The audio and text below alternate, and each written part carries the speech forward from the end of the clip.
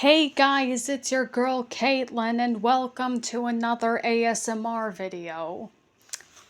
And today in this video we are going to be starting Fern the Green Fairy. In the last ASMR video we just finished Saffron the Yellow Fairy. And also there's a fun fact about Saffron the Yellow Fairy. When the story was first made, her name was supposed to be Sunny. But then they changed it to Saffron for... don't really know the reason though. But though both names are actually pretty good, I like Saffron and Sunny. Well, anyway, let's not get off track. So without further ado, get in bed, get comfy, and enjoy the story.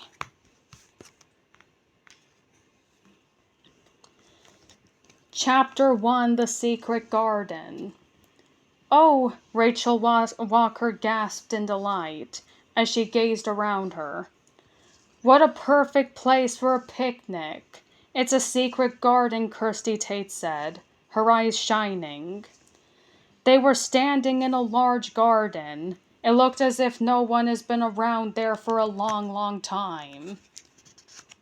Pink and white roses grew all around the tree trunks, filling the air with sweet perfume. White marble statues stood here and there, half hidden by trailing green ivy, and right in the middle of the garden was a crumbling stone tower.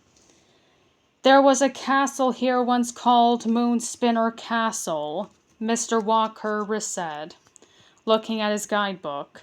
"But now all that's left is this tower." Rachel and Kirsty stared up at the ruined tower. The yellow stones glowed warmly in the sunshine. They were covered in soft green moss. Near the top of the tower was a small square window. "It's just like Rapunzel's tower," Kirsty said. "I wonder if we can get to the top." "Let's go see," Rachel said eagerly.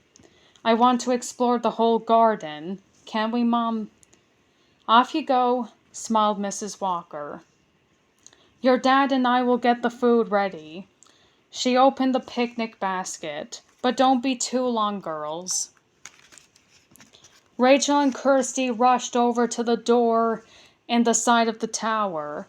Kirsty tugged at the heavy iron handle, but the door was locked. Rachel felt disappointed. "Oh, that's a shame," she said. Kirsty sighed. "Yes, I was hoping that Fern the Green Fairy might be here."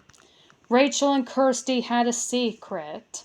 They were helping to find the 7 rainbow fairies before the end of their holiday on Rainspell Island.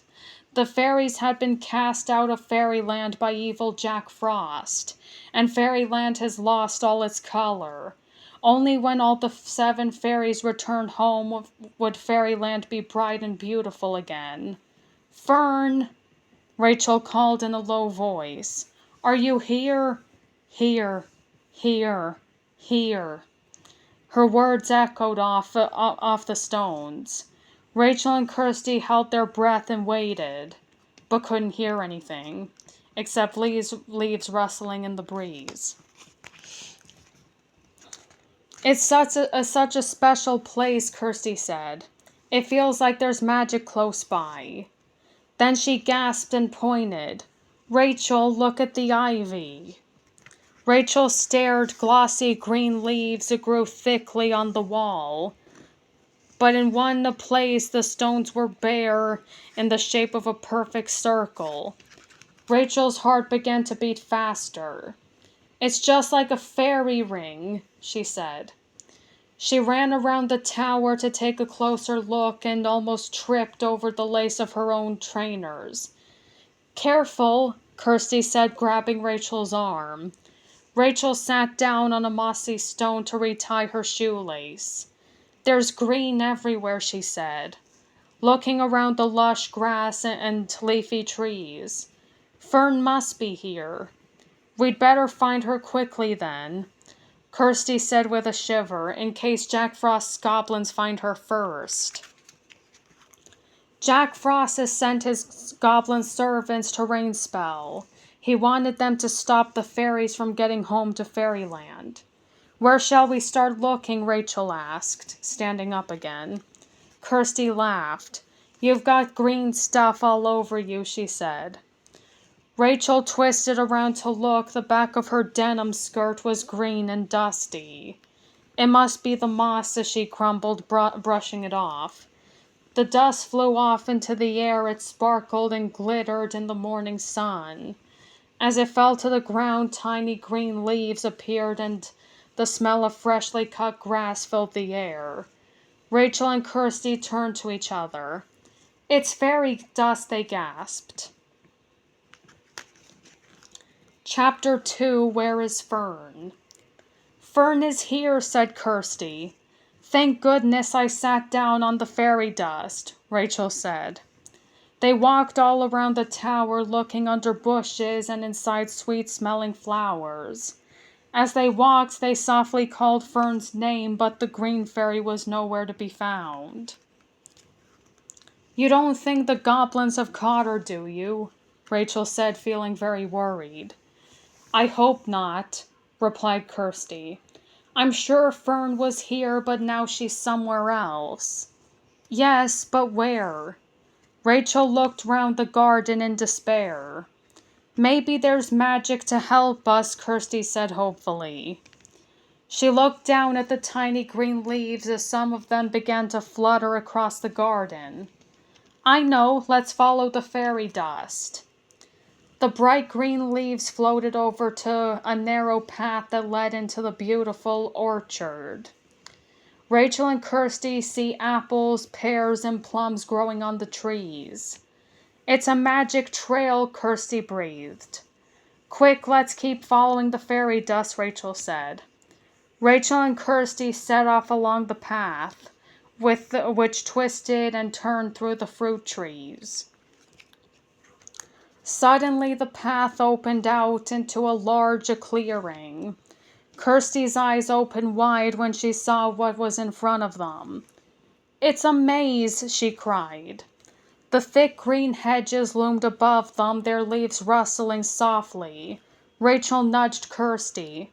Look, she pointed. The fairy dust trails go right into the maze. We'll have to follow it, Kirsty said bravely. The two girls followed the floating fairy leaves through the narrow entrance. Kirsty felt a bit scared as the fairy dust led them first one way, then another between the green hedges. What if the trail ran out and they got lost in the maze? Maybe there will be another clue in the middle of the maze, Rachel said hopefully. Or maybe Fern will be there, Kirsty added. They turned one more corner and suddenly the hedges parted to reveal the center of the maze. A nut tree stood in the very middle. The fairy dust led right to the bottom of the tree, then stopped. Fern must be here, Rachel said excitedly. Kirsty frowned. Yes, but where? She asked, looking around. Tap, tap, tap. The two girls jumped. What was that? Rachel gasped. There was it again. Tap, tap, tap. Kirsty's eyes opened wide. It's coming from over there, she pointed at the nut tree. I hope it's not a goblin trap, Rachel whispered. Tap, tap, tap. The noise was louder now. Slowly, Rachel and Kirsty walked right round to the tree. At first they couldn't see anything unusual. Then Rachel pointed at the trunk. What's a window doing at a tree? She gasped. There was a small hollow knot halfway up the trunk, and it was covered by a glass window. Kirsty put out her hand and touched the window.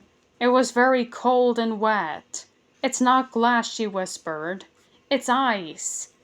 Both girls looked more closely. Suddenly something moved behind the icy window.